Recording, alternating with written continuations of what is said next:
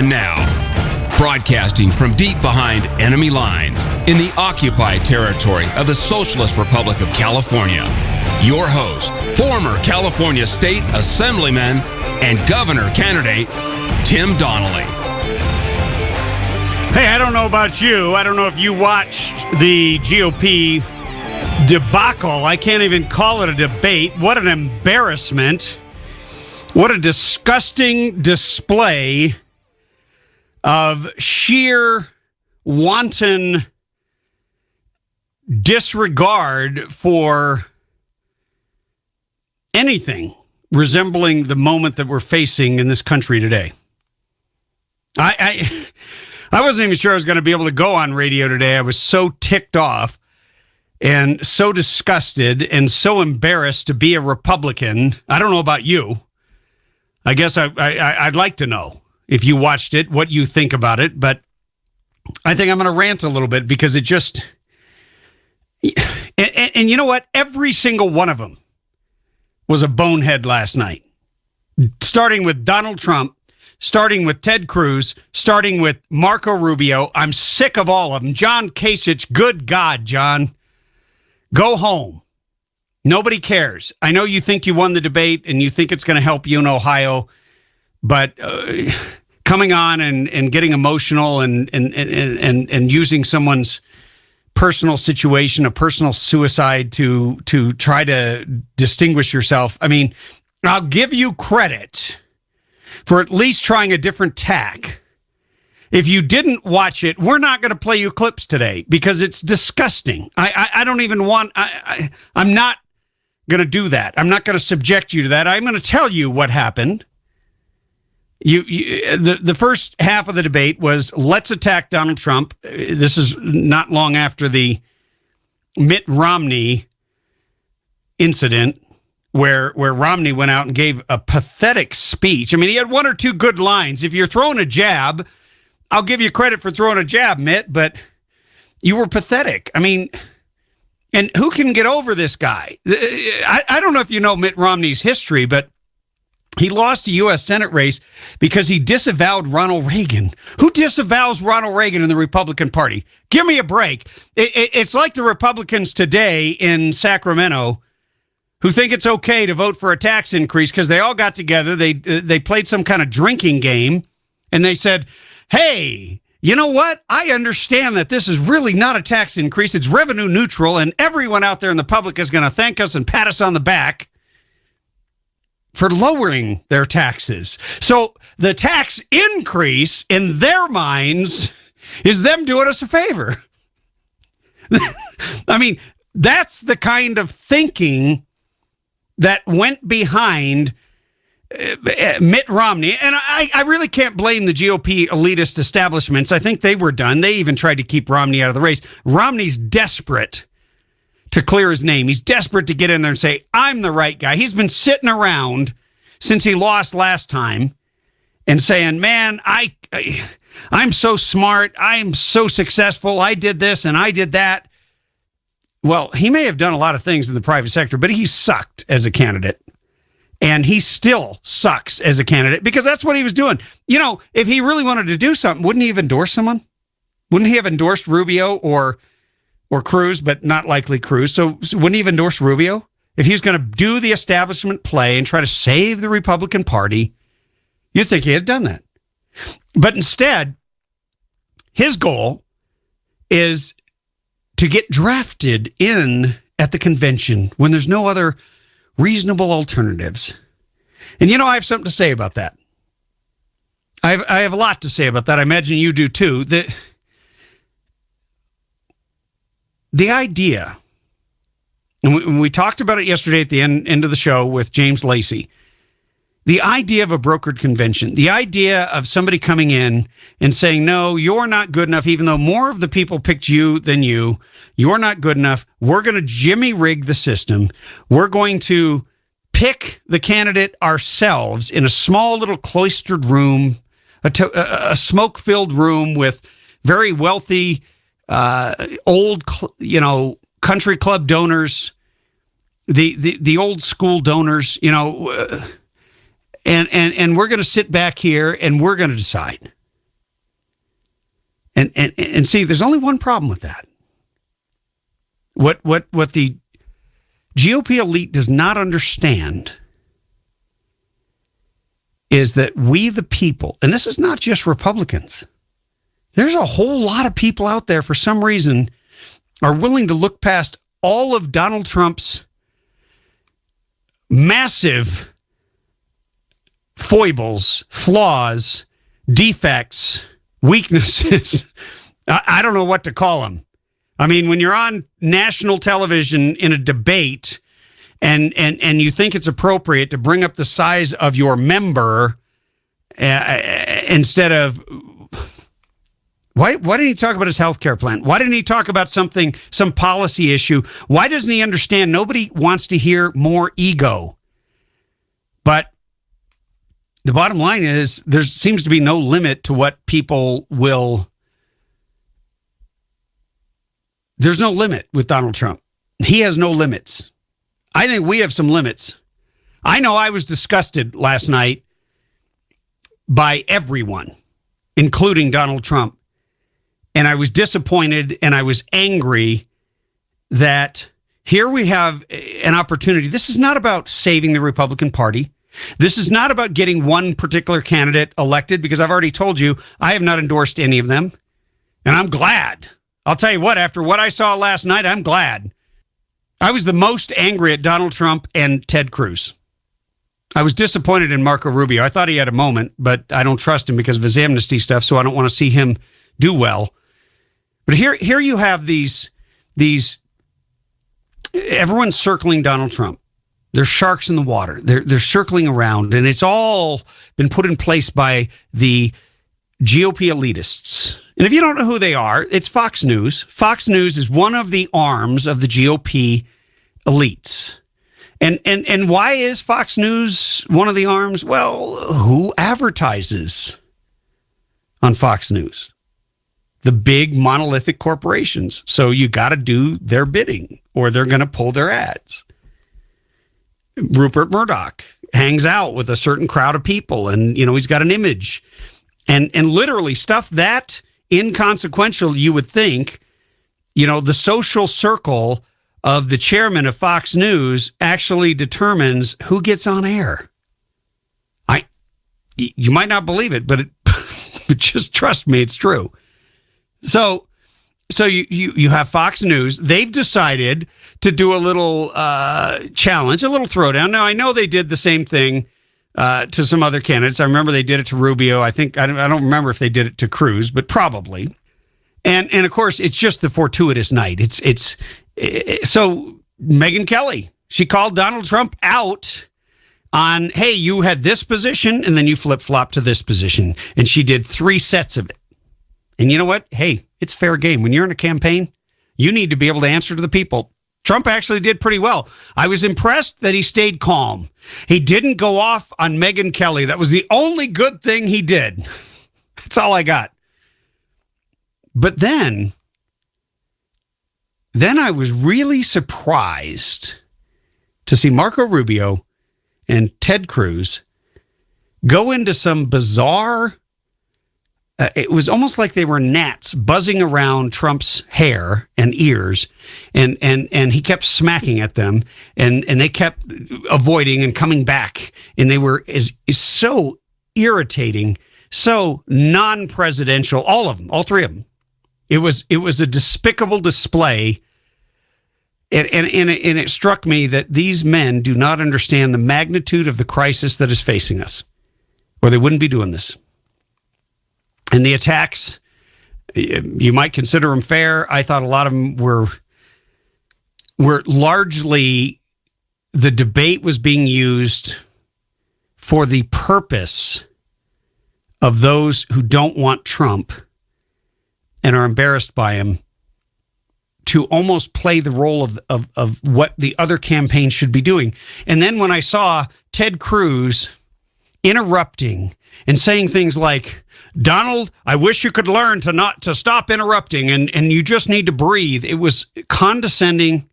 It was insulting. It was beneath Senator Ted Cruz, who I have a great deal of respect for. But I've come to a conclusion that he really belongs on the Supreme Court, replacing Justice Scalia. He is a constitutional genius. He is a man that has a temperament for the law, but he sucks as a political candidate. And I don't think he has a chance in hell after that display of winning. I think he lost a lot of supporters who just watched that and said, oh my gosh. I mean, it's bad enough what Trump's doing. When Cruz and Rubio start acting like, I can't even say kindergartners because it would be insulting to kindergartners. They were acting in a manner that was so far beneath the august mantle and role to which they aspire that I couldn't watch anymore. My wife asked me to go to the store and pick up some ice cream. I said, you know what? I'm gone. I'm out of here. And then I watched it on Twitter, and it just got worse after I left. Anyway, we'll get your reaction. And we've got can I say we have a great show? I don't know. I'm ticked off. Maybe that'll be great. 323-746-TALK. We'll be right back after this. 323-746-TALK. I'll take your calls if you watch the debate. If you have an opinion, maybe you can help me out. What am I missing here? What was the point?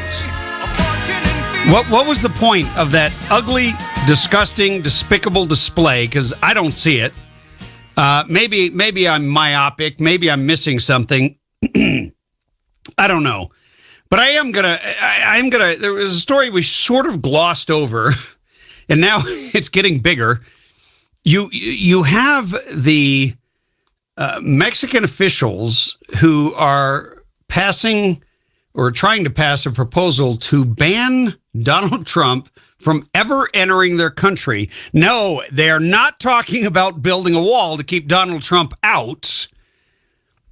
They are simply saying they want to pass a law that he's not welcome in their country. Mexican city legislatures passed a proposal this week to ban Donald Trump from entering their country following the presidential candidate's repeated, air quotes here, xenophobic rhetoric surrounding immigrants, particularly those from Mexico. You know, they always say immigrants. They never say illegal or illegal aliens or people who've entered the country illegally, because immigrants, if you were an immigrant from Mexico and you heard that sentence, Donald Trump never said anything about immigrants from Mexico. Donald Trump has always talked about illegals who have come into this country, and they don't all come from Mexico. We all know that. But he's always talked about illegal aliens, illegal immigration, and the costs and the issues, and he's the one who put it on the national stage. But see, in the past, here's the way I see this. In the past, when you had a candidate who would begin to rise on these issues, who would begin to pull the people together in their opposition, and the opposition is deep, and it's strong, and it's wide, and it's a big part of the reason I believe, you correct me if I'm wrong, but it's a big part of the reason that I believe that a lot of people out there are willing to forgive Donald Trump a lot of unforgivable crap. I don't know how else to say it. I mean, if you're a Trump supporter, you need to call in and you know, say something good about your man, because he's I think he's lost a lot of people. I think he's ticked off a lot of people yesterday with the antics, and it was kind of sad. It was really sad because he was already getting criticized. I feel like the guy doesn't have any good advisors. He's got all that money, and he hasn't figured out, or maybe he doesn't listen to his advisors, because I know some of his people are some good people. But it's like, what are you doing? You just got smacked around by Mitt Romney. You had a chance to play the high ground and just say, hey, look, why? I mean, okay, let me give you a scenario. If I was Donald Trump, and I'm not, but if I was, just picture me, I'm a billionaire. And although I don't have the best hair, I have hair, okay? And I'm doing pretty good in the polls. I've hit 49%. Now's the time to start taking chips off the table. Now's the time to back off a little bit. Stop pushing so hard. I don't need to. Now, I'm not going to back down on issues, mind you, issues. Instead, he makes sexual innuendos about Mitt Romney, on his knees. He didn't need to do any of that. He could have just said, hey, what is the obsession of Mitt Romney and the GOP establishment with taking me out instead of taking Hillary out? Well, Romney, he couldn't even take out Obama, who was at the lowest point in the polls. Remember that back in 2012? Sitting president, lowest approval ratings in history. And he couldn't lay a glove on him. He couldn't lay a glove on him because he allowed Candy Crowley to handle him and derail him. Remember, on the Benghazi question, didn't want to put it on the administration, didn't want to put it on Hillary Clinton. He just stood there like a deer in the headlights. And then he lost his confidence, and then he went downhill. All you needed to do is push with a finger, Mr. Trump, and Romney would have been rolling down the hill, kind of like that one that in Vacation, where Chevy Chase is taken off on that sled that's been sprayed with some kind of Teflon that's going 900 miles an hour. That's all you needed to do. Romney is not an issue. Romney is not a threat to anybody. And yet you demeaned yourself. Then you carried on with more demeaning when you got to the next level, the debate that night. And it was your chance to kind of act presidential, act like you're the nominee, act like you're winning, do something different. I don't know. I would have loved to hear him ignore all the insults, ignore all the stuff, answer stuff very quickly, short, dismissive, and then get into the issues. And he loves to be argumentative. He loves the fight, the fist fight. He's like a boy that loves being in the schoolyard and taking on the bullies. And I don't know. I saw a lot of missed opportunities. I saw missed opportunities for Cruz. So you got Cruz and Rubio, one on each side. I don't know, guys. Why doesn't one of you attack and one of you not? I can't believe their handlers gave them the exact same advice. Go strong after Trump. Try to lay a hand on him.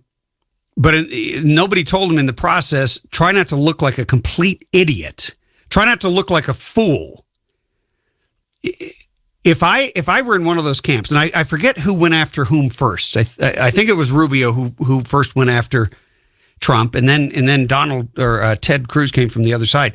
If I was Ted Cruz, I would have just taken the high road. Shut up.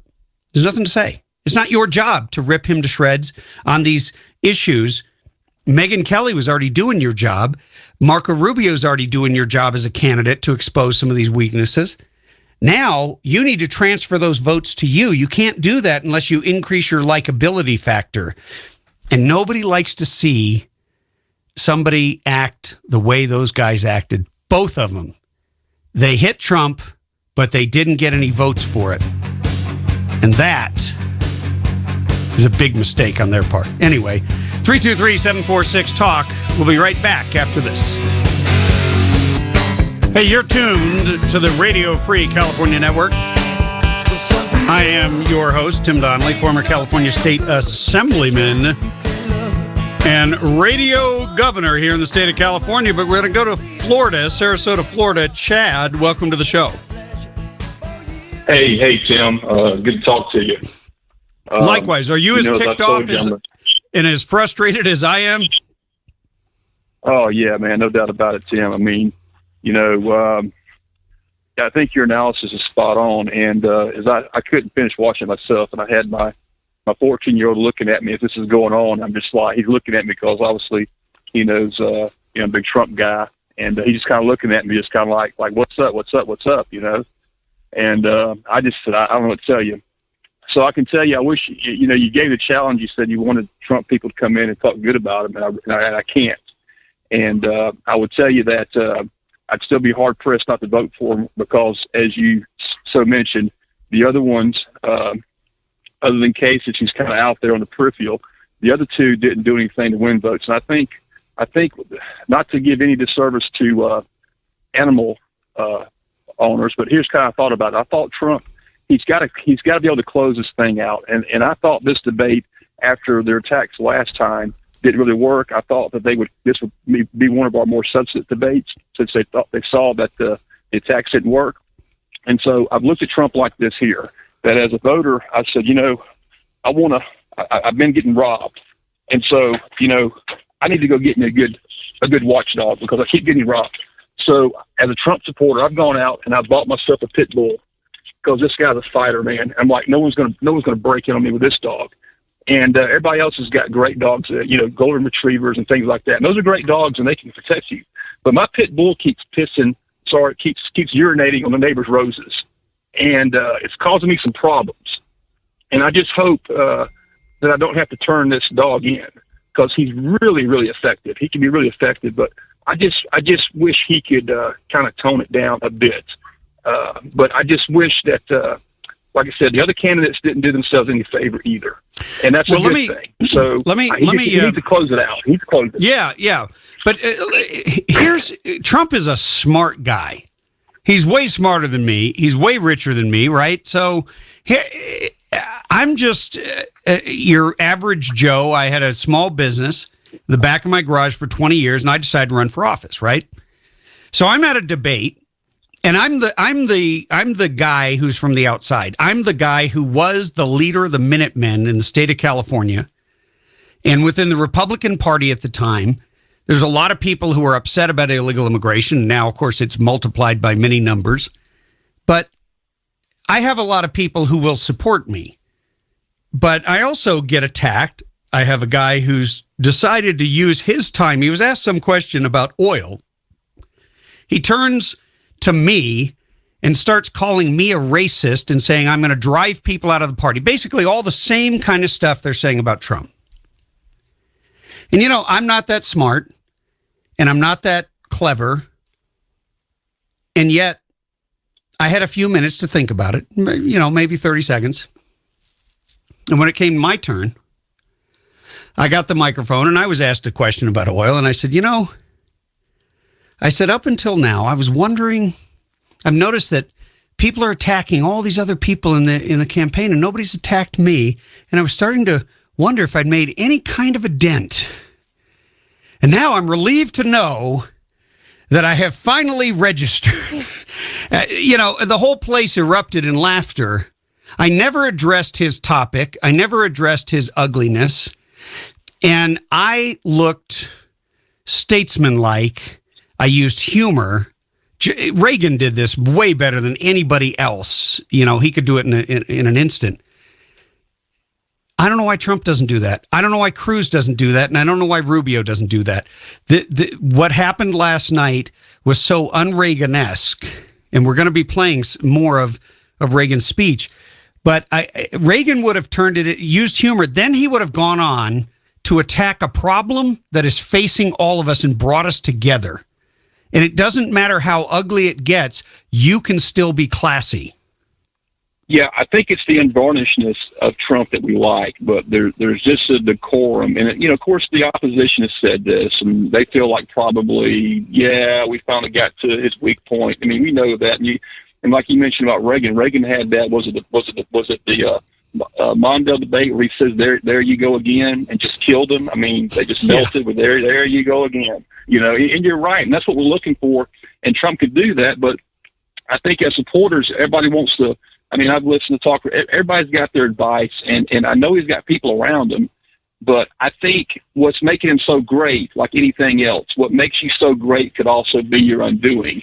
And if I told him personally, I'd say, man, I'm with you, but, you got here, and you could also lose it too, because, we got a primary here March 15th, and I'm just sitting here just going, man, I'm just kind of hands white knuckled on the steering wheel, pedal to the metal. I'm just like, I don't know, man. I don't know. When it comes down to that day, I'm just kind of like, I'm not sure. Chad, you got to explain your vote to your 14-year-old son. He's looking at you right now. And Exactly. You've got to be able to explain to him why you cast a vote and what did it mean.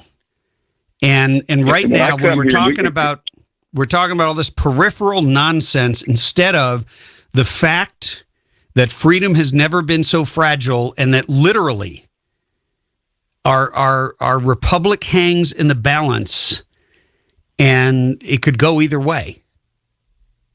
Tim, let me mention one other thing out in California. I know typically, and listen to your show, that California, by the time it gets there, is usually been out of the show. And I would just challenge, I'm on the eastern side here, but you folks in California, man, I know you're probably thinking that by the time it gets to you guys, that the decision's already been made. But the more I hear and read about it, you guys out there really need to be really thinking seriously about this, because I think it's going to come down to that last chunk out there on the electoral vote. So I just challenge all you folks out there on the West Coast to, if you're used to kind of being just kind of benign about it, thinking that the decision's made already, I think this year more than anything is going to be different. Everything about this election is different. I think you're right.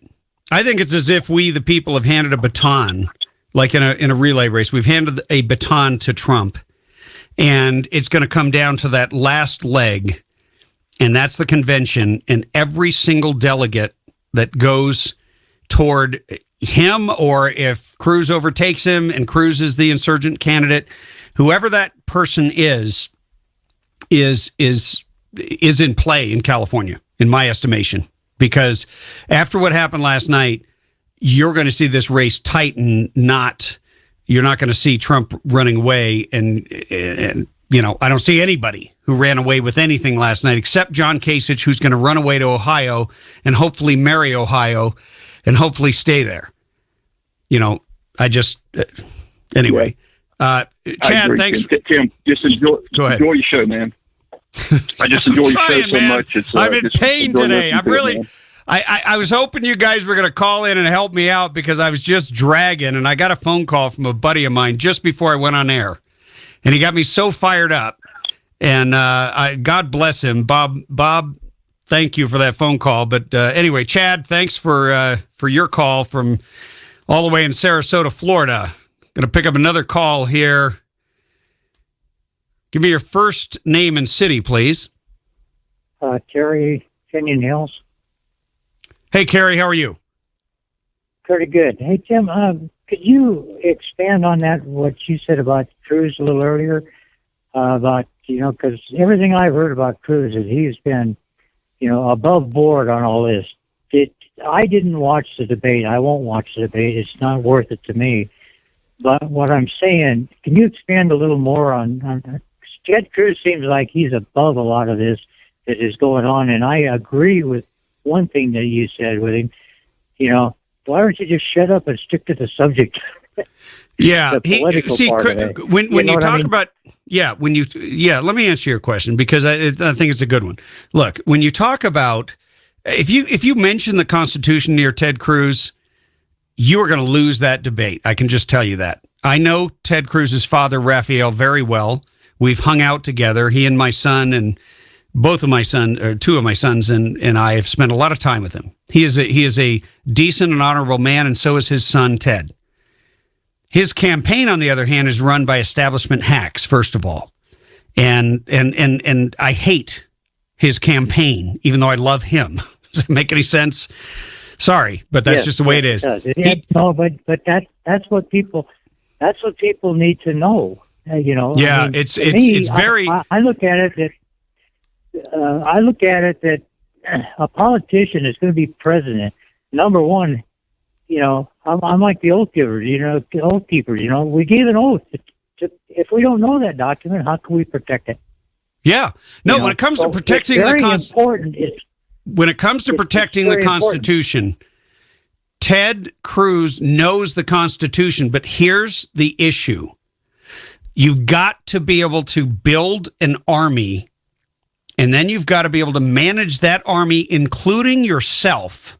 And that's not as easy as it would seem. I mean, it's easy for us to criticize from the cheap seats because we're not on a 24/7, 7 days a week, 24 hours a day in the hot seat, under the pressure, no sleep, constantly raising money, trying to come up with a message, deal with attacks, deal with criticisms, deal with your family, if they're even there. I mean, it's insane. I just did it on a governor level. I can't even imagine on a presidential level. So here's the thing.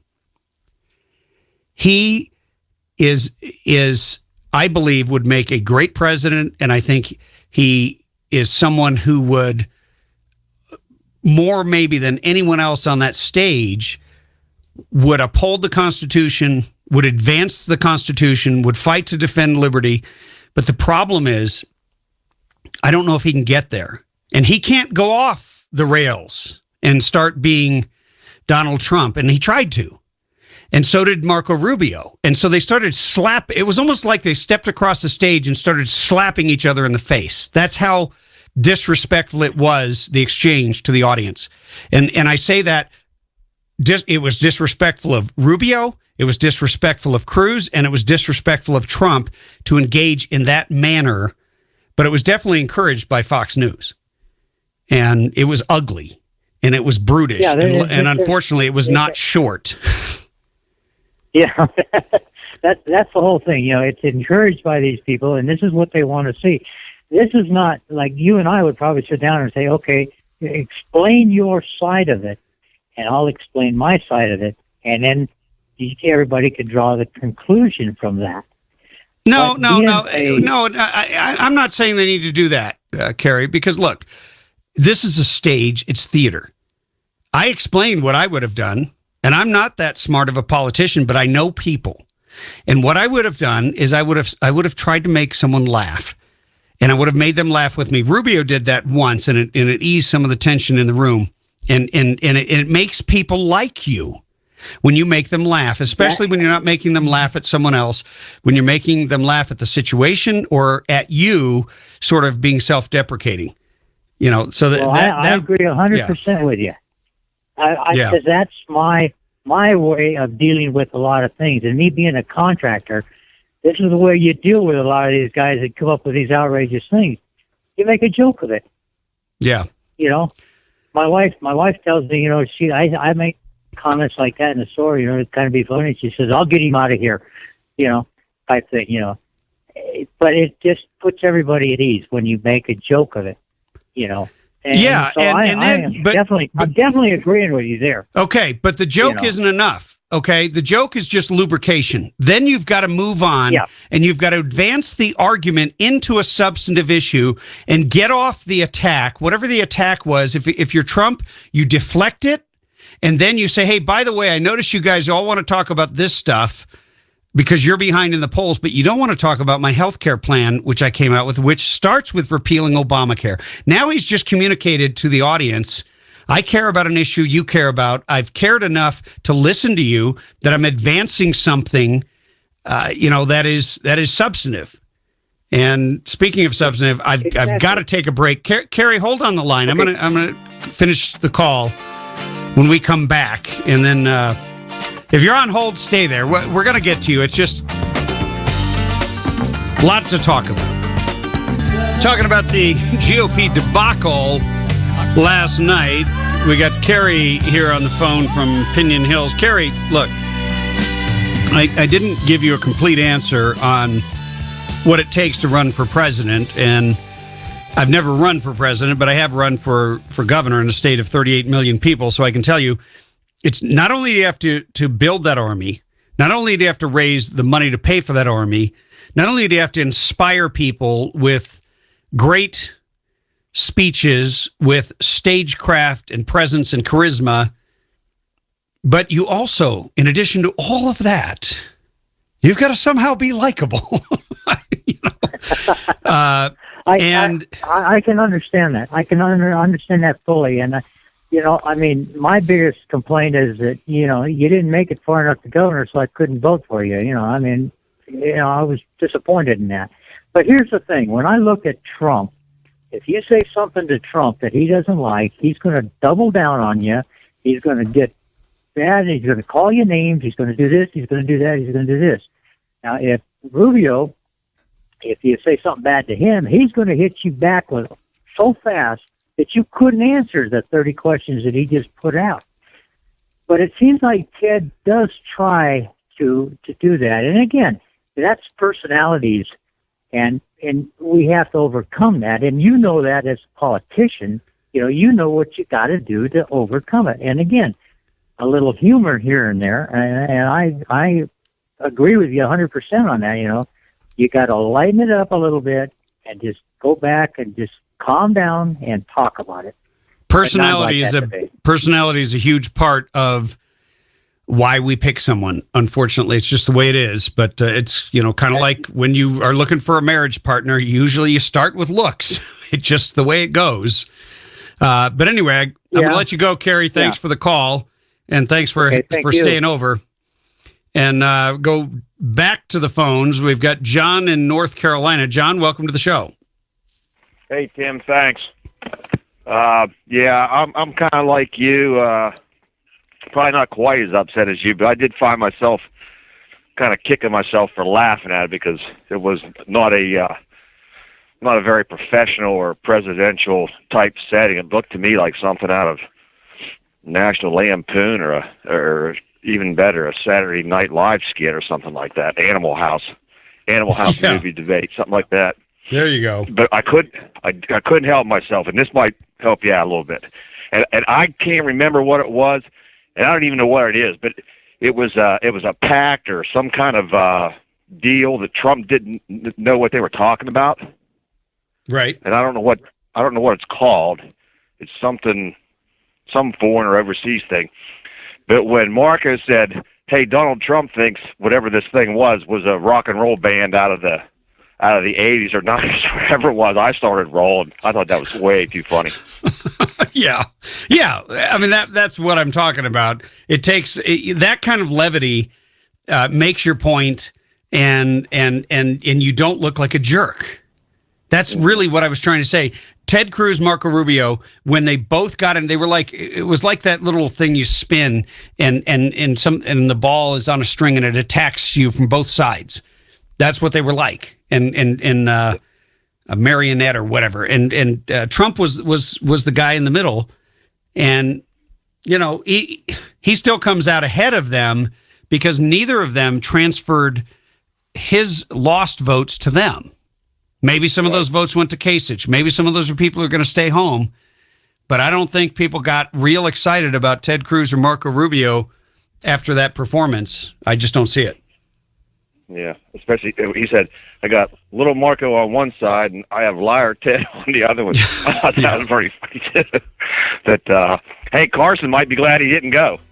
He might have made the right choice. I think we'll say Ben Carson was the winner of last night's debate. We got to take a break, but John, thanks for the call. Take care. You got it. Hey, welcome back. You know who you're dialed into. This is the Radio Free California Network. I'm your host, Tim Donnelly, former California State Assemblyman and radio governor here in the state of California. You might wish I was the real governor. I don't know if you heard on the news break. They're talking about banning or raising the smoking age to 21 and banning e-cigarettes. Curious what you might think of that. Brown's going to be the one to make that decision because it looks like it's going to fly through the nanny state of California legislature. Anyway, you are live on air. Give me your first name and city, please. Hi, John, and I'm from Phelan. John, welcome to the show. Hey, a lot of your listeners may not know that if they call into you, they actually get on the air.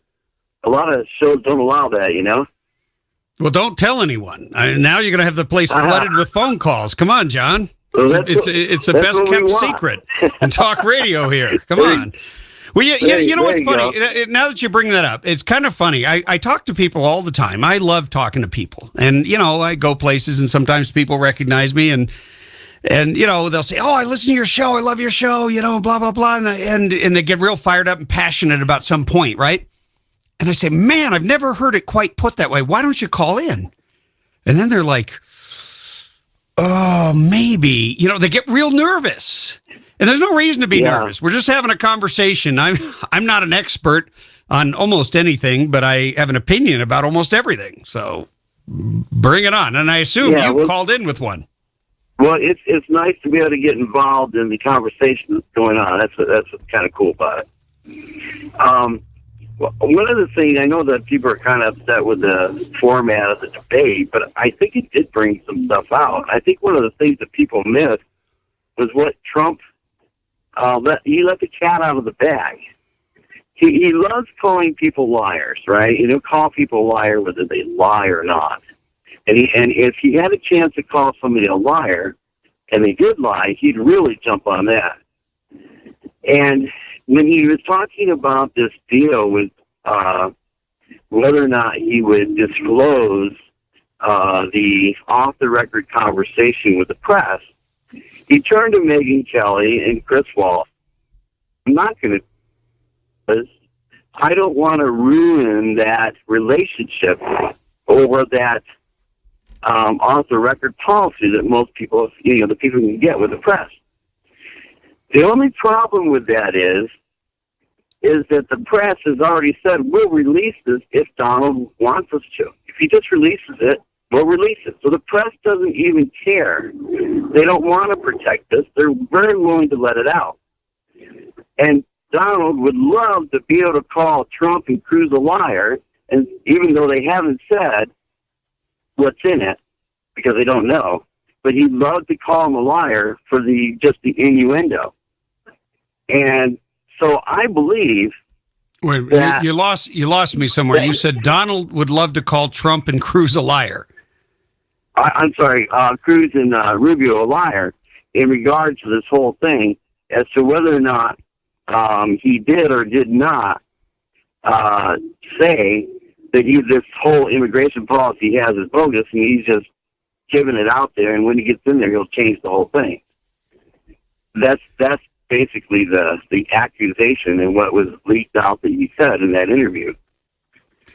And yeah, so, well, I mean, look, I can tell you if there was a bombshell, if they had a conversation like that and there was a bombshell, there aren't any rules anymore. The press would figure out a way to release it on a blog and pretend they didn't do it. They'd pretend somebody hacked into their system and stole it, and it would be out there because that's the way they operate. All that nonsense about rules and decorum, that went out the window with the internet taking over and driving the news cycle.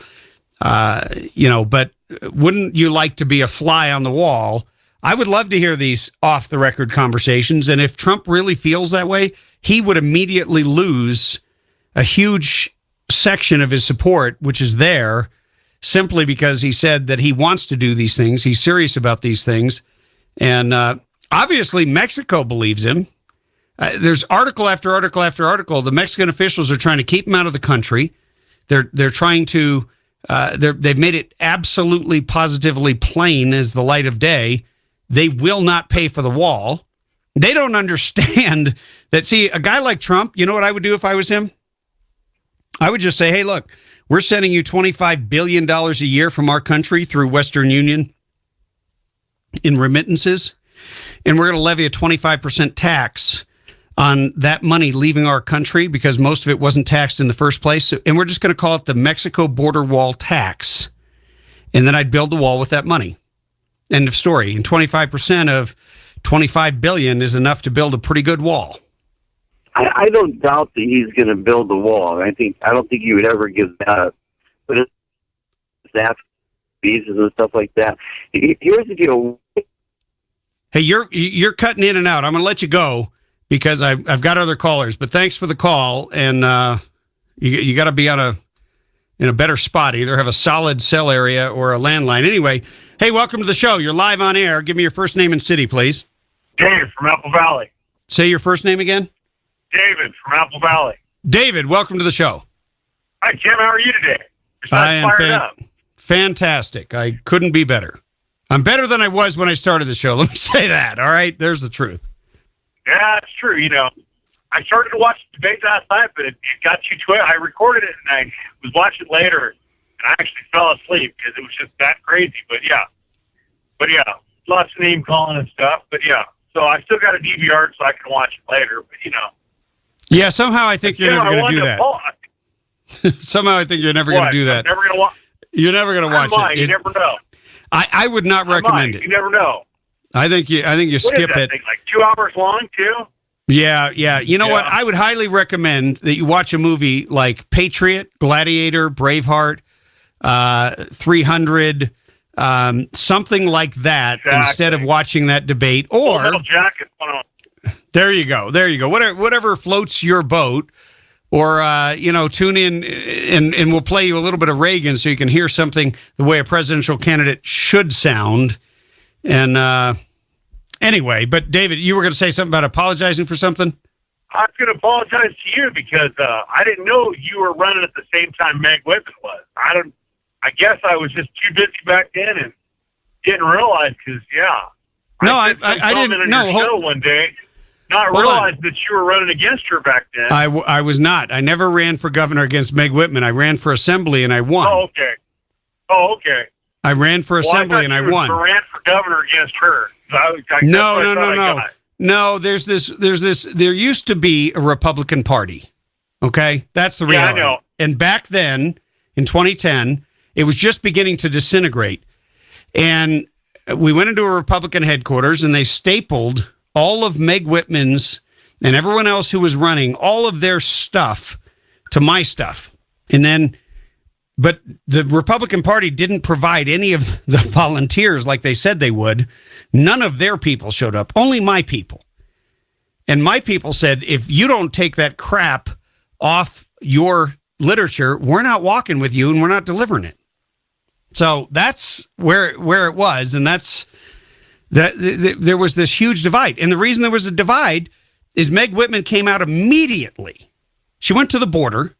She never went to the communities devastated by illegal immigration. She never went and met with people like Jamil Shaw, who had lost his son, a couple of years before, I believe back in 2006. She never met with him like Donald Trump did. She never met with any of the other victims whose children or loved ones were slaughtered by people in this country illegally to get the other side of the story. Yeah. She just went with the media narrative, with the GOP establishment narrative. She had a maid. We all found out later.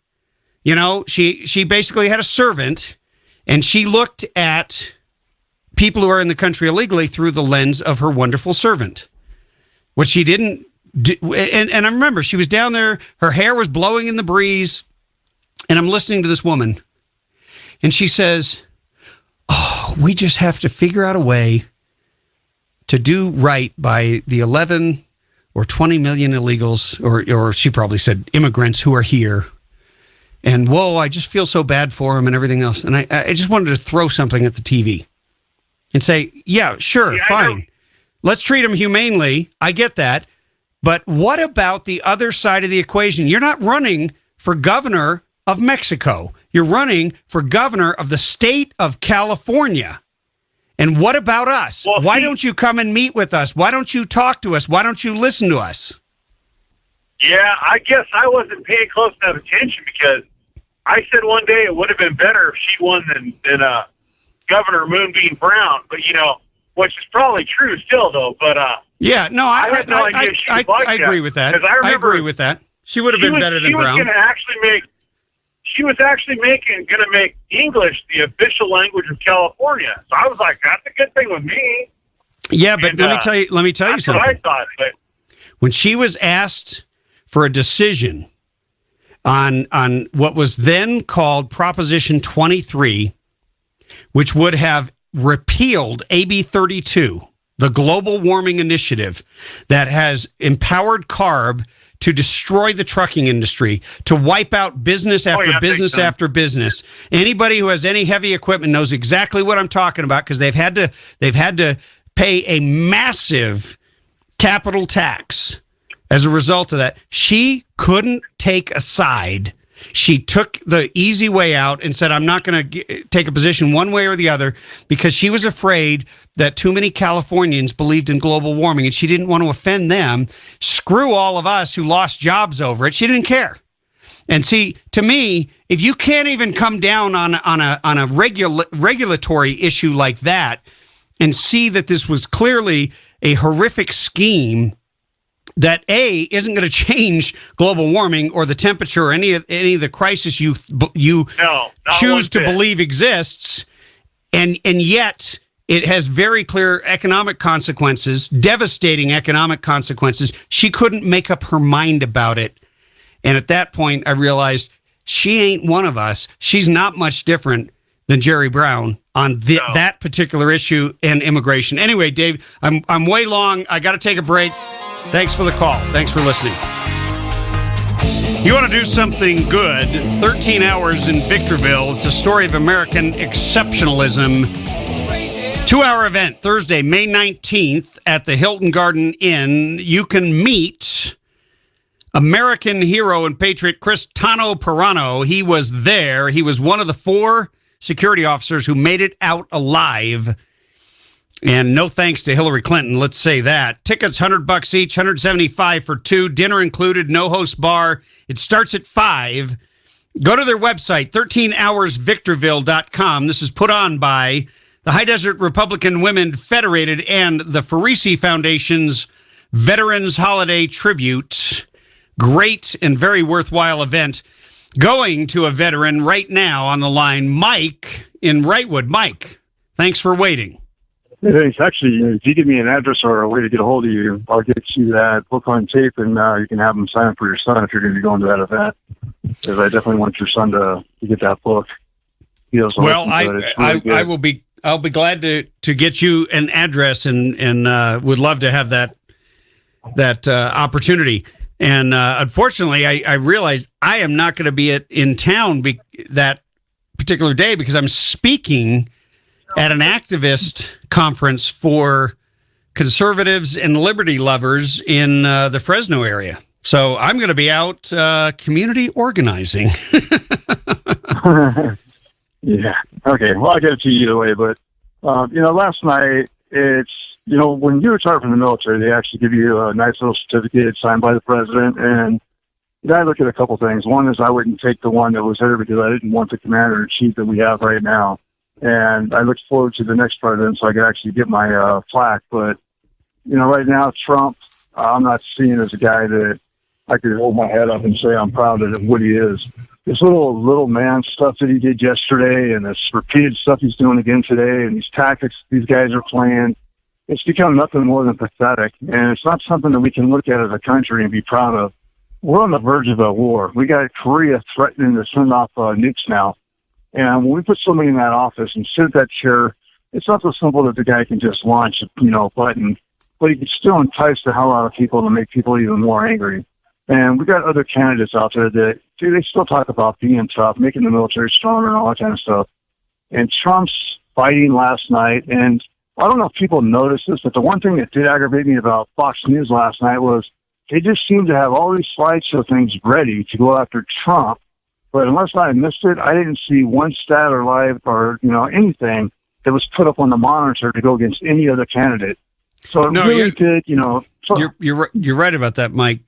Basically, there was an article out, a headline, I think it was at Breitbart, that said that Fox News is acting as a super PAC for Marco Rubio because they seem to be trying to prop up his campaign because they don't like Cruz and they don't like Trump. Right. And I think it showed. I mean, it really did. I mean, it's Fox News, as most people know, is a Republican channel, basically. And, I'm kind of looking at it as a Republican Party probably went to them and said, look, if you want to continue to get all these interviews that you guys get and have the press, and the freedom to our, people that you want, then we're going to need you guys to help out a little bit. Because the way they did it last night, and like when they talked about Trump's polling, so there's a 98%, rate, and they bring up a stat from 2010. Well, this is 2016? And, we're talking about what people did in 2010. We're talking about these lawsuits. And, I mean, a guy that has that kind of money isn't running the school. He's not the dean. If there were some issues with that, it's going to go to court. And regard to that off-the-record thing, I think he made it clear that he said that because he started to talk about it last night and said, as president, you're going to have to give and take and do all these other things. So, and he said the one thing that is smart with anything, like when you go to court, you sue for the most money you can get, and you have a number in mind that you really want. So if you're suing for $1 million, you really only want $50,000. You get that number and you win, but the other side doesn't know it. So he's in the process right now of doing things that are going to be high and outrageous, and then it'll work its way down to the number where he hopefully gets what he can get. And all these years in business, he's done that.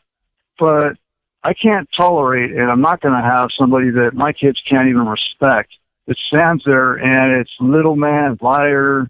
It was just pathetic, made the Republican Party look bad, and I think what he did was made a big leap of us going into a brokered convention. And with the candidates that are up there right now, brokered convention, I don't see it as a great thing because unless Rubio and Trent, I even saw Cruz today, and the first thing out of his mouth was Trump. And it's like, if you want me to support you, stop talking about Trump and start talking about this country because I'm sick of hearing about Trump.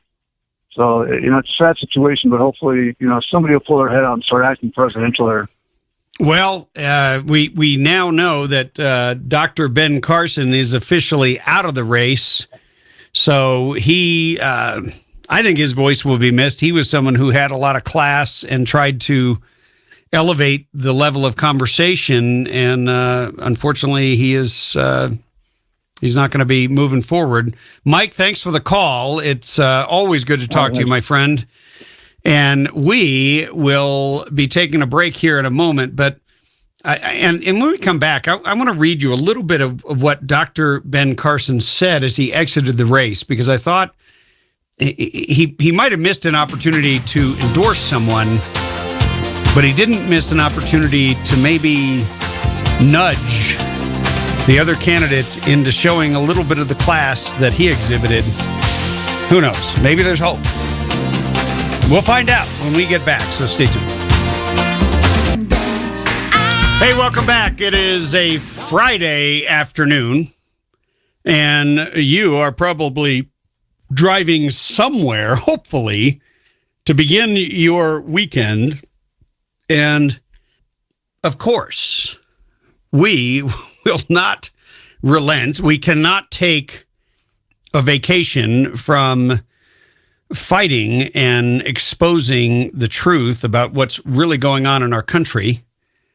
And, but I am gonna take a moment to read a few comments from Dr. Ben Carson. He said he's announced Friday he's leaving the campaign trail after a string of disappointing finishes.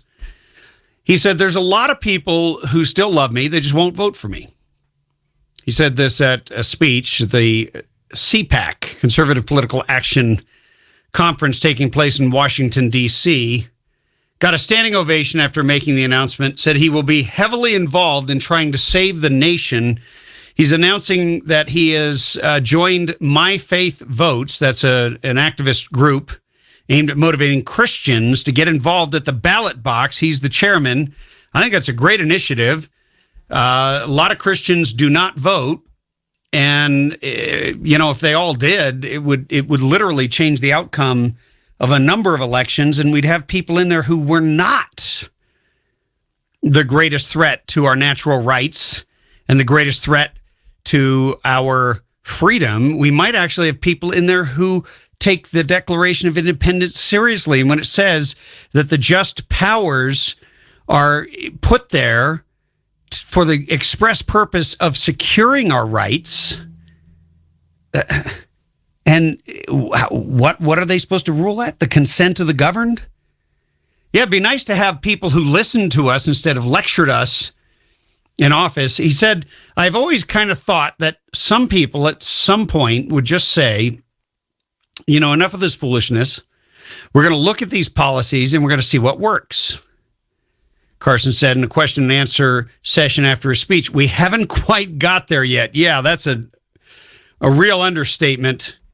But I think he brought courage and a conviction of character to this entire process. He wasn't always the best informed on issues. He made a few gaffes here and there, but they were not intentional things. He wasn't being a jackass. He actually was a man with a lot of class. He is a man with a lot of class. And he had the courage to speak truth to power a long, long time ago at a national prayer breakfast when Obama was there, when he said we should not be going forward with Obamacare. We should repeal it and we should replace it with a free market system. And he laid out a couple of simple ideas that shocked the nation with their simplicity. And it was funny. I went on CNN to see if we could find a clip of his speech. And they played some clip. Literally, it says Dr. Ben Carson suspends his campaign, and then the news clip they showed was him making some controversial comments about Barack Obama not being raised black. He was raised white or something like that, and it had nothing to do with it. And then they said no, he said he's going to stay in the race. And I'm like, I don't know, you guys. I get it that you don't agree with Dr. Carson, but you could at least maybe play an actual clip from his speech, or if you don't have one, come up with something relevant. But they're always looking to pick whatever they can. And believe me, they've got a huge cache of things to pick from. I mean, there's a huge cache of sound bites from all these debates. You know, it's funny, the Democrats haven't had that many debates, but the Republicans have gone nuts having debates, and every time they have one, it just gets worse. It's like a bad movie, but you can't look away. I finally broke away and went to get some ice cream. I couldn't stand it anymore. I was physically almost sick to my stomach at the antics and the stupidity and the wasted opportunities of the people who are hoping someday to be our leaders. Yeah, I've already gone through all that. I know.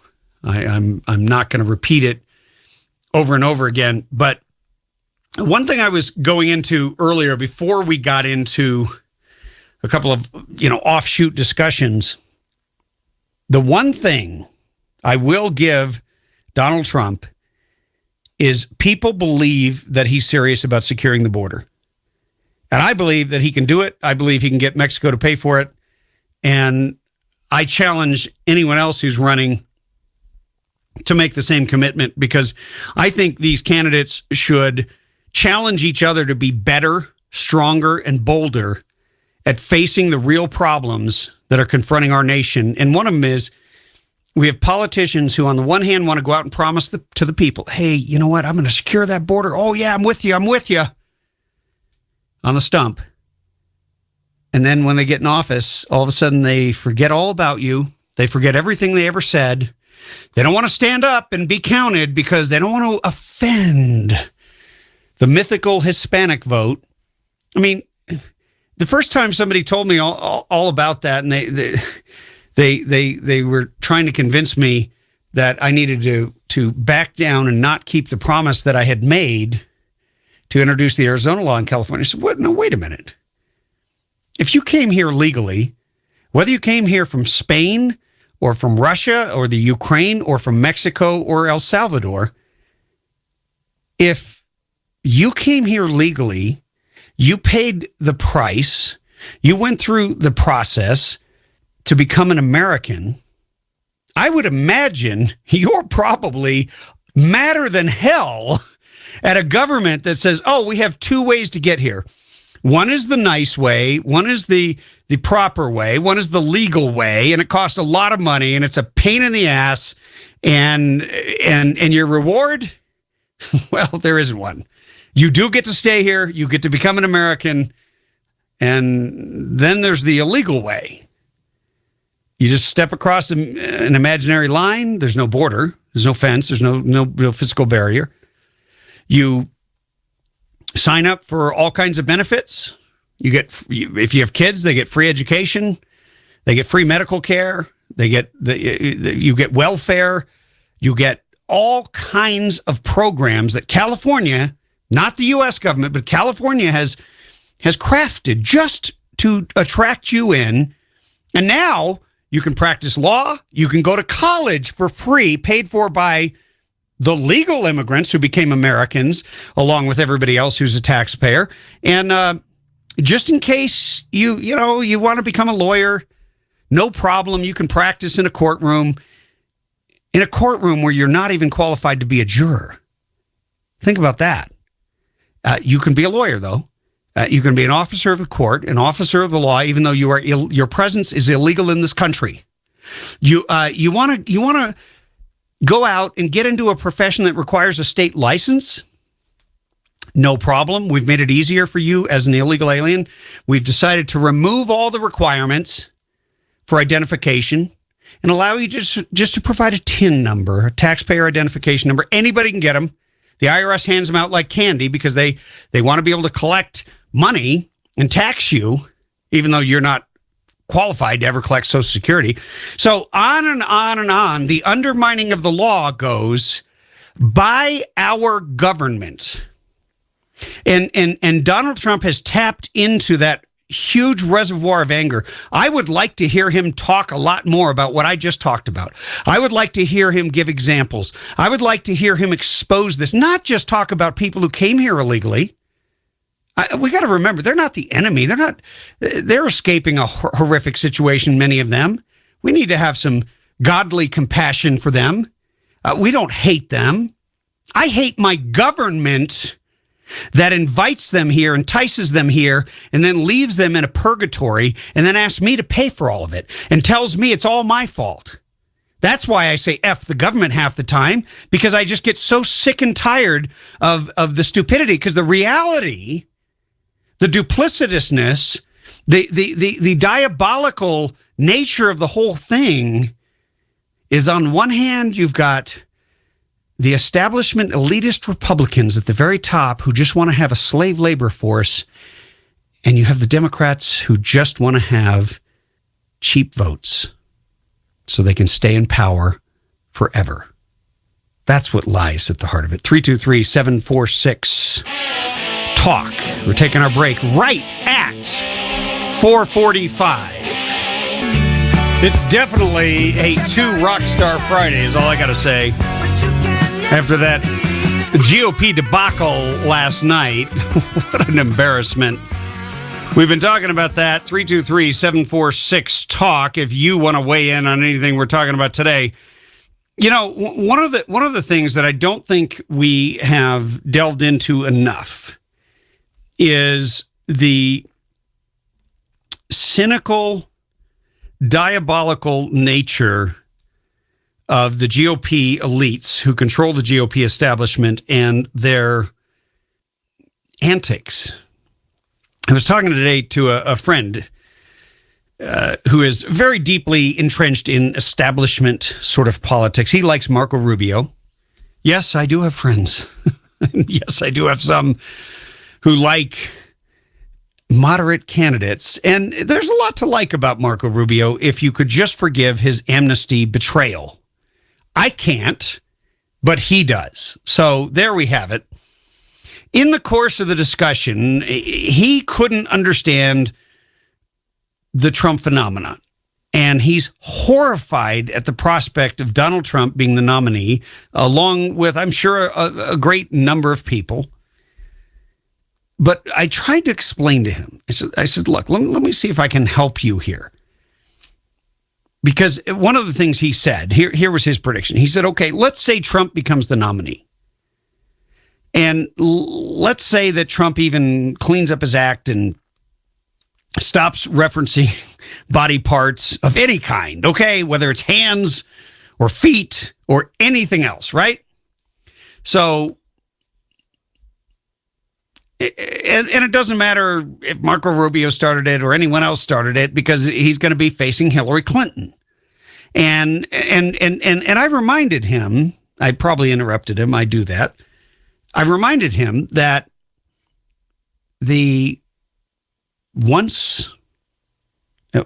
everyone loves Ronald Reagan. I mean, every Republican, from establishment liberal Republicans to all the way over to your far right, you have people who pretty much rant and rave about Ronald Reagan, how great he was. What they don't remember is when he gave the speech that we have played you, and we're going to play you some clips here, but when he gave that speech, he was a hardcore Tea Party, liberty-loving patriot. He wasn't really a Republican or a Democrat. He had just left the Democrat Party and become a Republican. So he's a brand new Republican, but he was a different kind of Republican. And see, my friend is from the school of thought that you have to pander to Hispanics in order to get their vote. And the only issue that you pander to them on is, illegal immigration. And I said, that's so insulting. I don't even know how you can, I don't know how you can intelligently articulate that to anyone. Because these people who I've talked to that are Americans of Hispanic descent who immigrated to this country, who escaped evil, tyrannical regimes all over the world, including Mexico, including Nicaragua and El Salvador and a lot of other places, they have a whole host of issues, but they usually don't start with illegal immigration. They usually start being very upset about the idea that we're bringing socialism here and that soon we will be a communist country because you vote in socialism, but then once the government takes over and uses force, then it's communism, where they force socialism on the people by stealing your earnings and the fruit of your labor and distributing it to everyone. Redistribution of wealth. Remember that? Remember Joe the plumber? See, so Donald Trump has a huge following among Americans who might be of Hispanic descent for different reasons. But some of them who are new immigrants, or some of them who escaped particularly pernicious tyrannical regimes, the issue for them is freedom. The issue for them is government control because they've seen it. So guess what they value perhaps more highly than a lot of Americans who were native born, who grew up here. Yeah, you guessed it, the Second Amendment. Bottom line. Anyway, I'm ranting and raving. 323-746-TALK. Going to take a call before we go to break here. Give me your first name and city. Hey, Tim, it's Kay from Pinyon Hills. Hey, Kay, how are you? Good, how are you? I am much better than I was when I started the show. The hand thing. I don't know. Did you really think he wasn't going to address it last night? It was brought up by Rubio. I mean, I think the point of him addressing it really was Rubio was on the campaign trail saying it. I honestly felt that he wasn't going to let Rubio get away with not, a lot of people that watch the news, they don't hear that Rubio had said that. And Rubio runs around talking about his strong faith. I didn't think for 1 minute he was not going to address it. Well, Kay, you and I differ there because I'm hoping for a candidate to emerge who will adopt some of the Reagan-esque humor at deflecting things and transcend what the French call the quotidien. Well, then how did that work out for us with Romney and McCain? No. I don't want a Romney or McCain. No, I'm not saying that. But somewhere between Romney and Trump right now, I think would be desirable, no? But the fact is, who started that? I mean, Rubio's running around professing to be, this great alternative to Trump, and who started it? I know, but you know what this sounds like? This sounds like a teacher talking to two boys at recess. I know, but we're not talking about a politician. He's never professed to be polished or a great man of faith. He's never tried to pretend to be any of those things. I think that's why I don't think this is going to hurt him. I think that his voters will support him. Okay, I'm glad you called and brought those points up. Time will tell. Anyway, thanks for the call. 323-746-TALK. We'll continue to take your calls when we return right after this break. Sometimes it feels like we're about to fall into the shining sea, but there's always hope. This is the Radio Free California Network. I am your host, Tim Donnelly, former California State Assemblyman and radio governor here in the state of California. We're going to go to the phones, 323-746-TALK.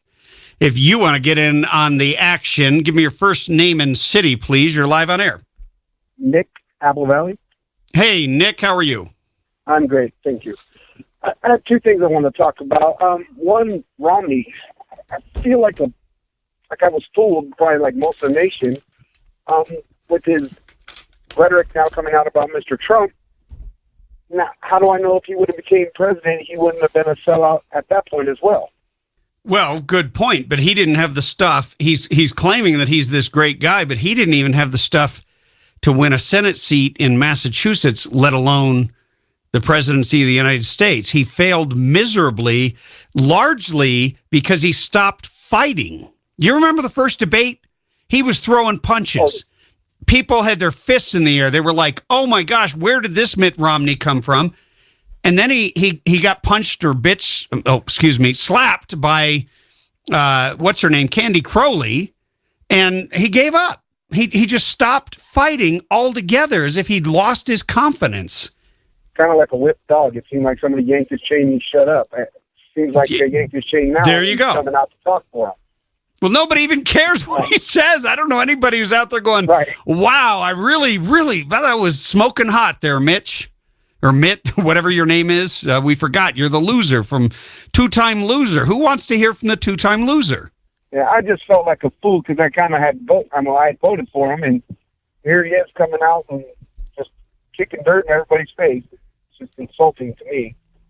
The other is, I had heard on this year on Talk 960 in Apple Valley, and they said something about the Joe Pag show possibly coming back in your time slot. Yeah, that is something I'm not talking about on air right now, but just keep listening to the show. It'll become clear at a future point. But Nick, thanks for the call. I think you made a great point about the whipped dog on a chain. Now I got something to call Mitt Romney. Anyway, thanks for listening. Gonna go pick up another call here. You're live on air. First name and city, please. Miriam. Hi, Tim. Hi. I have a comment to make about Rubio. Rubio, in his first speech, he said he paid $80,000 to student loan in 2 years. He said he had lived from paycheck to paycheck. Never once did he acknowledge America in gratitude for his parents to come and work with freedom, instead of slaving in sugar plantations in Cuba or just working for the government. This man doesn't have much gratitude. His DNA is like the humble kid in the Hispanic countries that is sent abroad, come back home with a lot of education, perhaps even free from the U.S., and he starts treating his country like his backyard, a dictator. This man would be a Hispanic Obama. He's a ringleader. I don't think he's a leader. He doesn't have material for leadership. He stoops too low. He doesn't have class. That's my comment, okay? Miriam, let me ask you a question, though, because yes, I've had this ongoing debate. The GOP has had this ongoing debate. You and I have talked before about the Hispanic vote. You were very eloquent on it. The GOP, do they have it right when they say that if we just pander on illegal immigration, then Hispanics will come flocking to our party? And how do you justify that with Donald Trump getting more of the so-called Hispanic vote in Nevada than George W. Bush?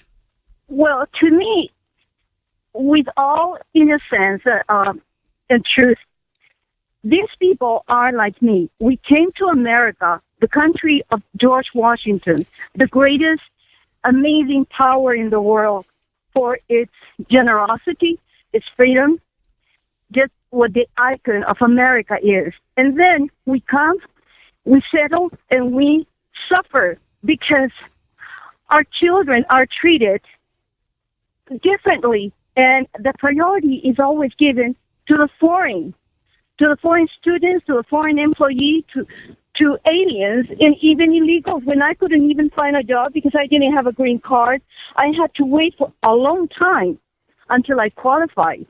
And I paid all the dues in order to become a citizen. See, I came with a dream to be an American. I didn't come here to be a Mexican. I didn't want to come here to become black or minority discount or minority general concept. I didn't want that. I wanted the class of America.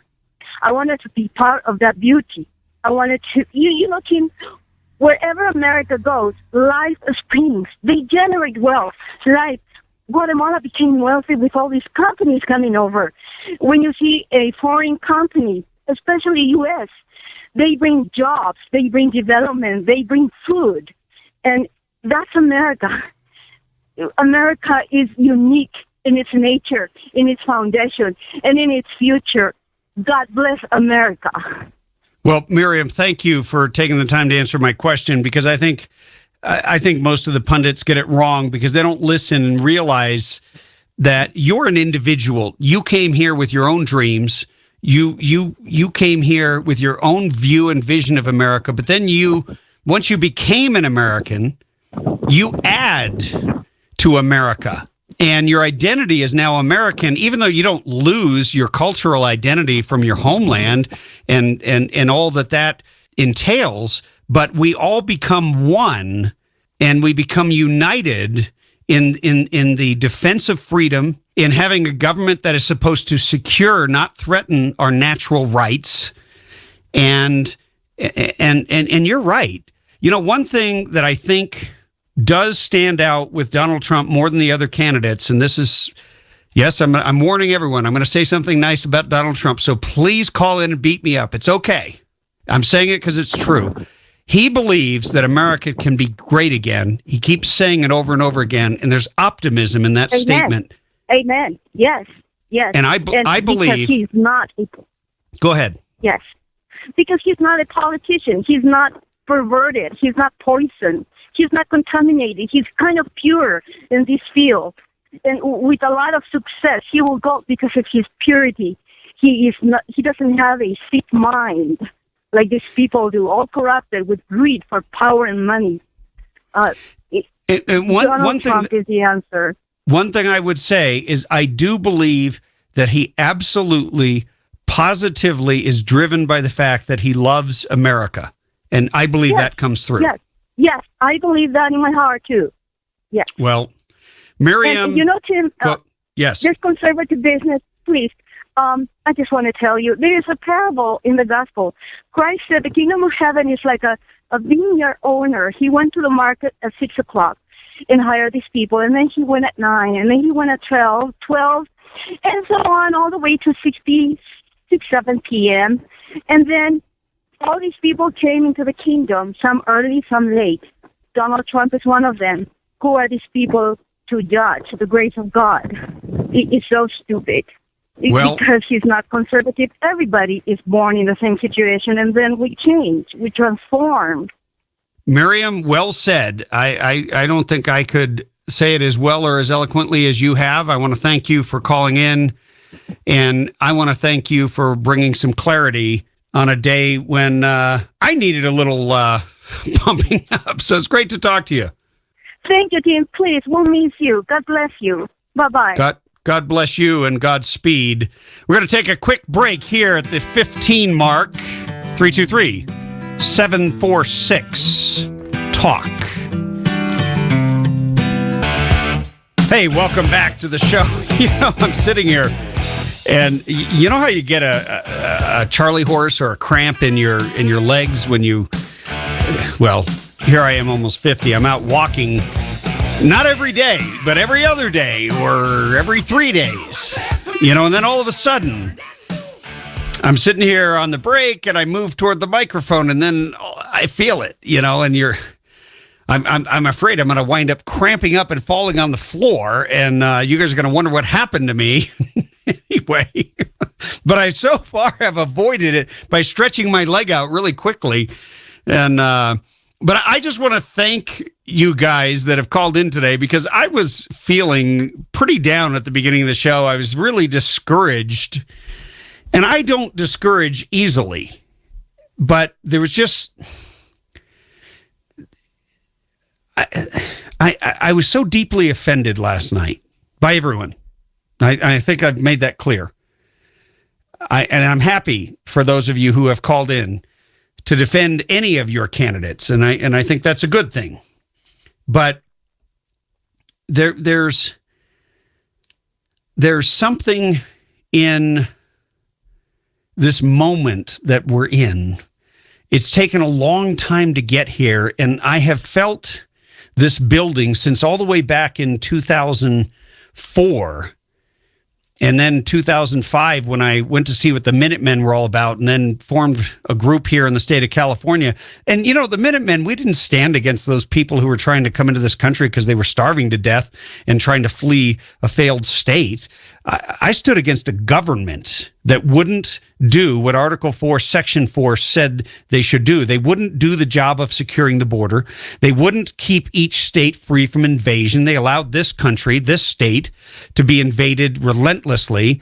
And now the legislature regularly hands out new rights. And, and I was giving the whole list earlier. I never even mentioned that you can now get a driver's license, which is basically the right to board an airplane and vote, even though it said that it was not going to be used for federal purposes. They told us that over and over again. And I questioned it, and I challenged it, and they assured me, oh, yes, no, don't worry. They even got Republicans to vote for that. But I didn't vote for that, because I didn't trust the government. And now the TSA, one of your federal agencies that's supposed to keep you safe on an airplane, they've decided, hey, if you're an illegal alien and you produce one of these driver's licenses, even though it says very boldly in red that you cannot board an airplane, we're going to let you board an airplane anyway. Oh, and then what's going to happen if you try to vote? Well, we made it possible for you to register online. All you have to do is send in some form, sign it. If you forget to check the box that says I'm a U.S. citizen, well, we're just going to put you on the voter rolls anyway.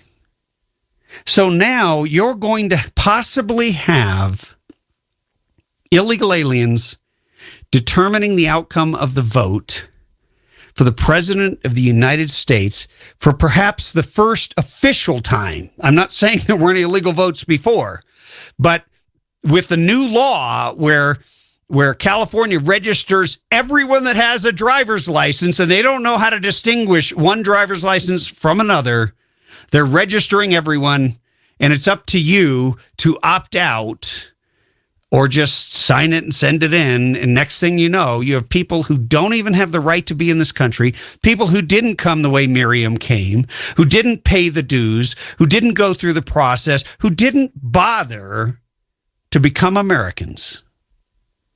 And yet they get to vote. And that, right there, you can thank the worthless GOP establishment for refusing to fight in the trenches with the people for what is right, to defend the rule of law.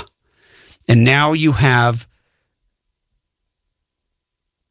a very urbane form of tyranny that is taking place, and it is basically replacing those of us in the middle class, those of us who are blue-collar workers. Your vote doesn't count, nor do they care about it anymore, because they can just appeal over here, not to Hispanics, but to illegals.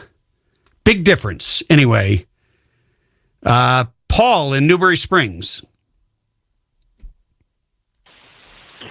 So, I know you don't want to talk about this, so we'll just listen, okay? I don't expect a response. Oh, no. Now I'm going to have to mute you. I can already tell.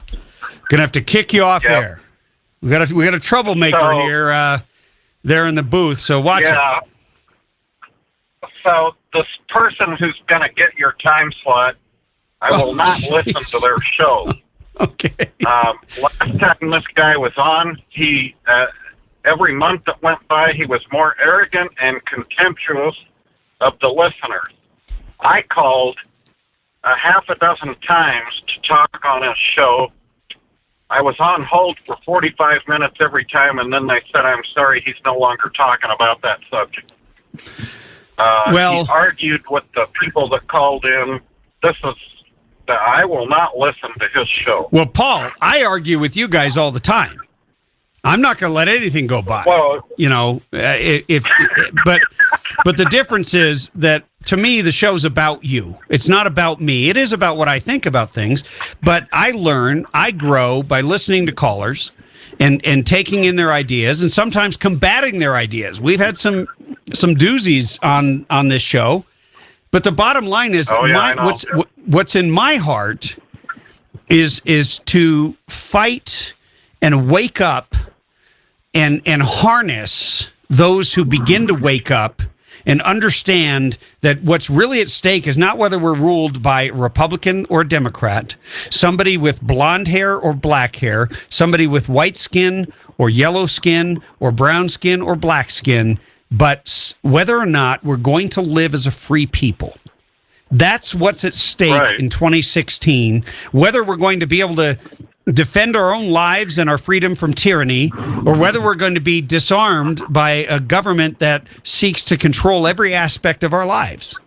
And see, I'm watching the very people who claim and who have bamboozled so many into believing that the Republican Party is the party of freedom. They're the party of smaller government. They're the party that won't vote for tax increases. That's the one line that they will always hold, even though they've fallen apart on all the social issues. That's the one line. And yet, what do we find out? We find out that the GOP establishment hates you.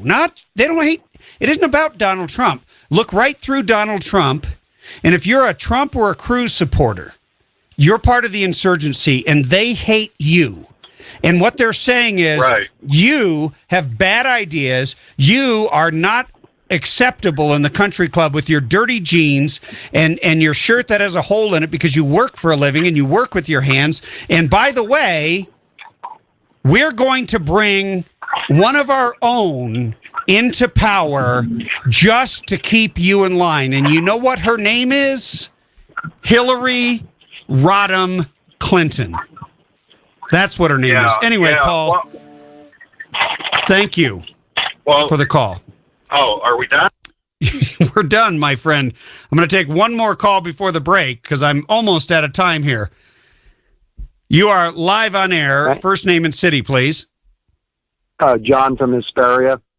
John? I was going to, Tim, these Cubans, the two Cubans, Rubio and Cruz, seems like if they would combine their strength, they would, Trump is sort of like Batista, and these two are like the, Fidel and Raul. If you look at the percentages in these votes in these states, Cruz. So what do you think? What do you think would happen if they got together? I think they would win. I think they would take the presidency. Cruz is president and Rubio is vice president. That's the winning ticket there. But it doesn't work that way because one of them, we only elect one person. So one of them would have. I know they got to swallow their ego. One of them, I think Rubio should swallow. He's a younger man. He should swallow his ego and take the vice president job. Well, it's an interesting suggestion. We'll have to see how it plays out. The only winning ticket that I can see. That's the only winning ticket that I can see. Okay, thank you, Tim. Thanks for the call, John. We're going to be right back after these messages. We'll take more of your calls. Welcome back to the Radio Free California Network on a Friday night. Hopefully you've got some great plans for the weekend. I don't know about you, but I'm ready for the global warming to begin. I'm kind of enjoying it. I don't know if maybe that just happens to you as you get older. I used to love winter, love the snow, love going out there and shoveling. And, my favorite thing, and I still haven't done it, but every 5 to 10 years, we'll get something like 5 feet of snow over a 24 or 48 hour period. And it's amazing. It's so quiet. And you walk down the street, and they've had to pile the snow 15 feet high in drifts. And there's just something magical about it. I love that. I still love that. I still want to go up to the Mammoth, Tahoe, and all that area up 395, and I want to be there when they have even greater and higher drifts and snowfalls that engulf houses. I've seen it on television, but I've never been in it. And I want that, but I'm enjoying the warm weather. I'm happy for spring, and I could just skip spring. Let's just go straight to summer. I don't know. But anyway, I was talking earlier about the Second Amendment and how critical and how crucial it is. And I was also talking about different ways of engaging your opponents. And see, when I would stand up on the floor of the assembly, I was one of 80. And there were only something like 26 Republicans there. I thought there were more, but it turned out there were less because one of them wasn't even a Republican. He became a Democrat. It was funny. I saw him in the lounge one day and I said, "You just voted with us. Are you a Republican?" And sure, he was whatever he needed to be to stay in power. And it was funny because he lost his seat that he ran for something else. He lost that all by trying to triangulate all this vote instead of just standing up for what he believed in, because he didn't know what he believed in, or maybe he didn't believe in anything. I don't know. But, you can get really fired up. You can get really passionate, and you can go at them frontal assault style like they did last night in the debacle, the great GOP debacle. Or, in this clip, I don't use humor as much as I just ask a question, and you'll be amazed at the response. Here it is. Thank you, Madam Speaker. Question of the author. Without objection.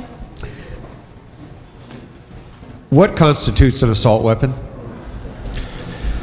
There's various definitions of it. That's also something that I think we need to look at, because some of the requirements, I believe, are superficial in nature.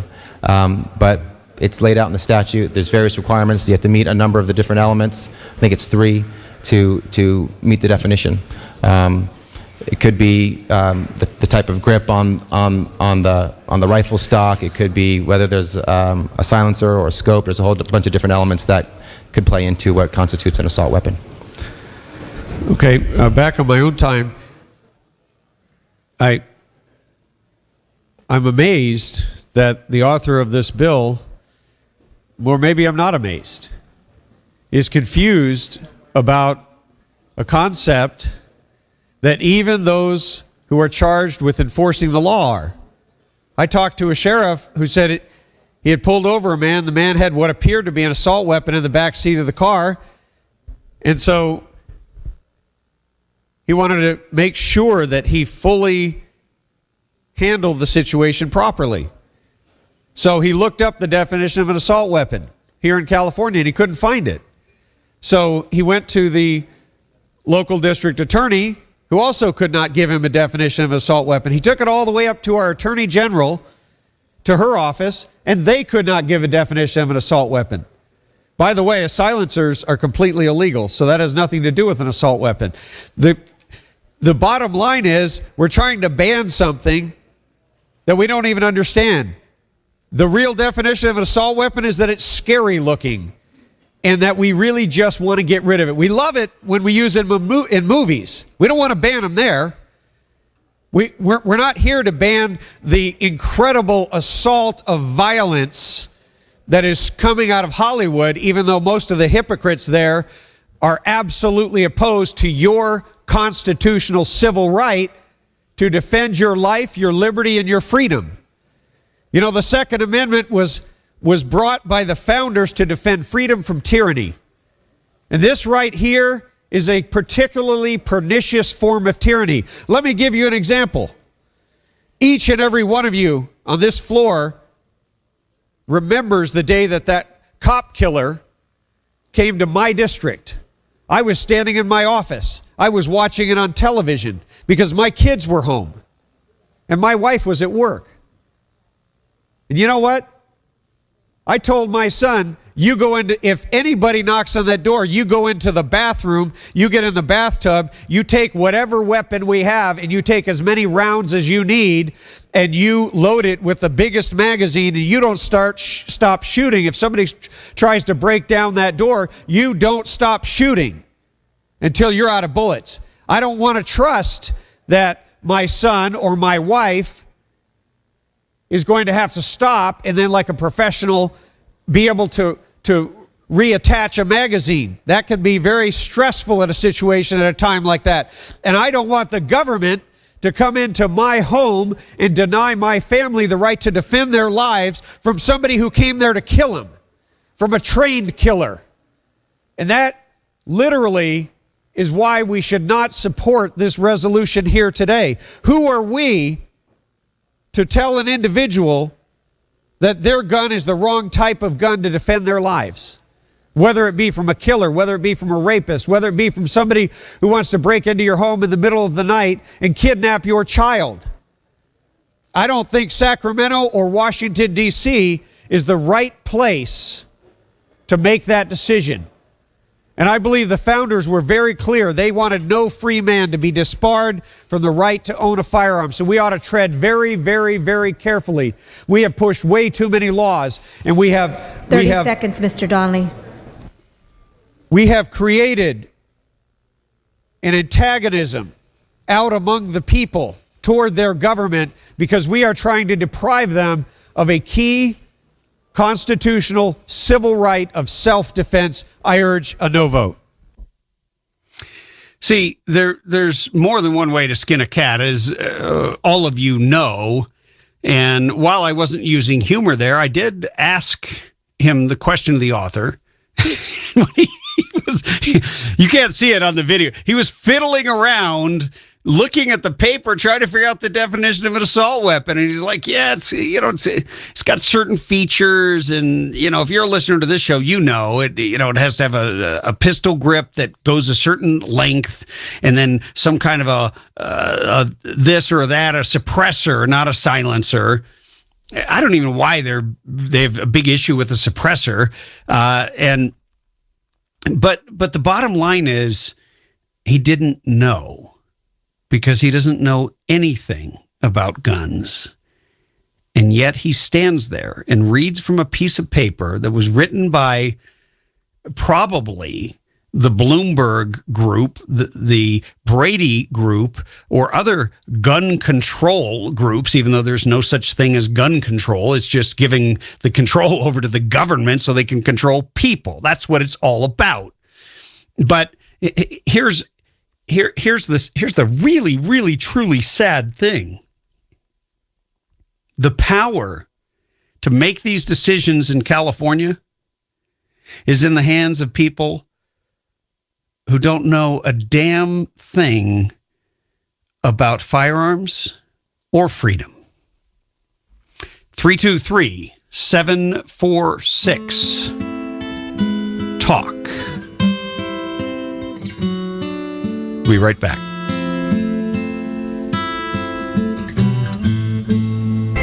Exactly. America, don't you cry. We're not going to sit around and cry. We're going to fight. We're going to stand up. We're going to inform ourselves, educate others, and engage in the battle, in the fight for our freedom and our natural rights. 323-746-TALK. You are live on air. Give me your first name and city, please. Michael Hesperia. Michael, how are you? Doing good. How about you? I am fantastic now. Ready for the weekend. And what's on your mind? Well, a few years ago, I came across a guy by the name of Dan Schultz. He's a lawyer out of Arizona. He's a gun activist. And he told me the most important thing that we could do is to become precinct committeemen. And I've been looking here in California to figure out how to become one, and I've been stonewalled the whole time. Would you know how to get that information? Well, certainly.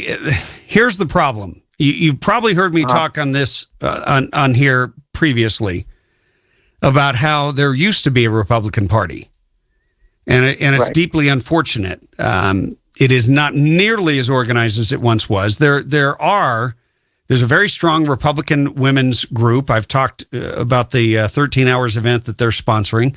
So there's the Republican Women Federated. Then there's the Central Committee, and the Central Committee meets down in San Bernardino, and supposedly they are supposed to organize and sort of appoint precinct committeemen all over the different areas, and you sort of take command of your neighborhood or maybe a slightly larger area.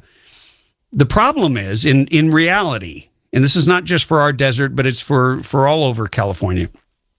Ever since the top two, you have the top two primary, which is an open primary. That formation has largely disintegrated, and it has fallen on the campaigns. So the best thing you could do is, if there's somebody running for office that you like, you get involved with their campaign, you take over your neighborhood for their campaign. You might wind up helping a couple of other candidates if you like what they stand for. But the bottom line is, it's largely done by individual candidates now. And it was never supposed to be designed that way. The whole party system was supposed to be in place so that they could turn out walkers for the campaign without the campaign having to worry about it. But that's from the past. But I do applaud you getting involved. And I'll tell you one thing. If you would send me, when we're off air, send me an email. My email is very simple. You can just go on timdonnellyshow.com or tim@timdonnellyshow.com. Very simple. Send me an email. I will connect you to whatever resources I'm aware of, so that at least you can talk to some other people and be engaged, because he was right. We need to take over, and we need to get people elected who get it. And for me, the litmus test issue is the Second Amendment, and whether or not you understand the real battle that we are faced with, and whether or not you truly understand what the purpose of government is, and it is to secure our inalienable rights and our natural freedom that doesn't come from the government. They come from the Creator, and the government merely acknowledges them, but its role is to protect them. I agree, 100%. A lot of people don't know what a precinct committeeman is and what role they play in government. From what I understand and from what I've been reading, it's basically your first step into politics, and they have pretty much the most power that there is, because you actually vote in the people who end up on the ballot. So essentially, the precinct committeeman is the person who basically elects who's going to get voted for. And right now, it seems like the GOP's rogue here, and they just put whoever they want in, and they don't fight for us. And right now, California has law after law after law being brought up, bill after bill being brought up to get passed, and they're just basically taking gun rights away in California at a rate that most people have no clue what they're losing and what's coming up here soon. And I want to fight that, and I want to try to get everyone I know to fight it. Well, I applaud you. I support it.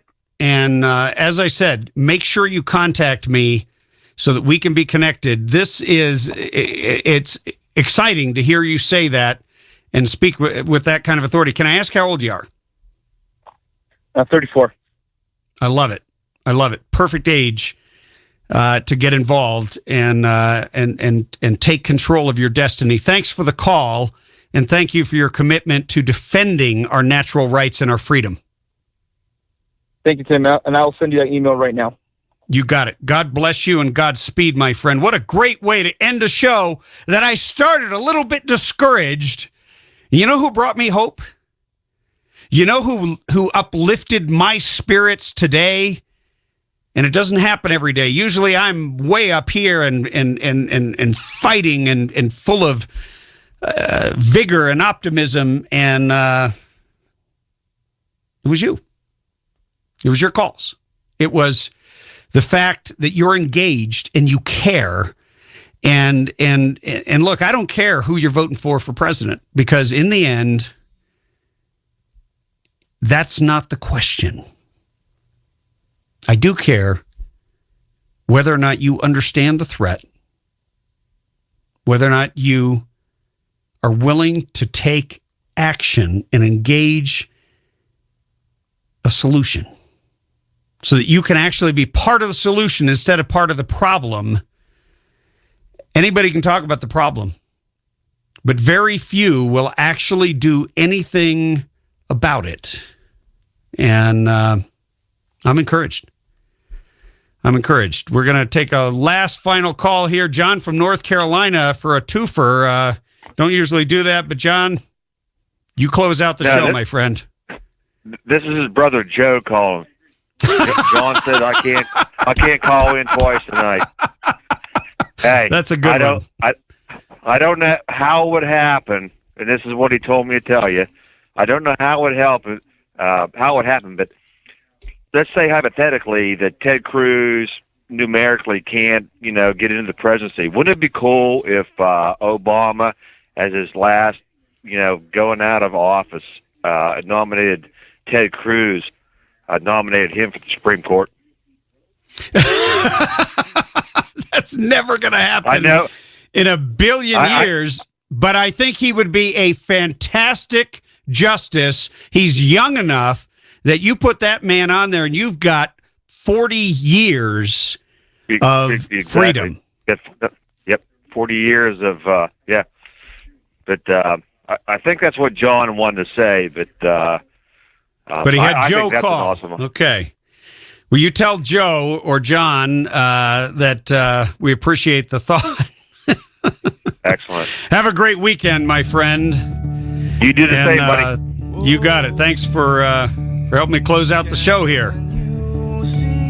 Thanks to Sean McNeil, all of our sponsors, and you. Because without you, we don't have a show. God bless you, and Godspeed. Tim Donnelly Show out. At the twilight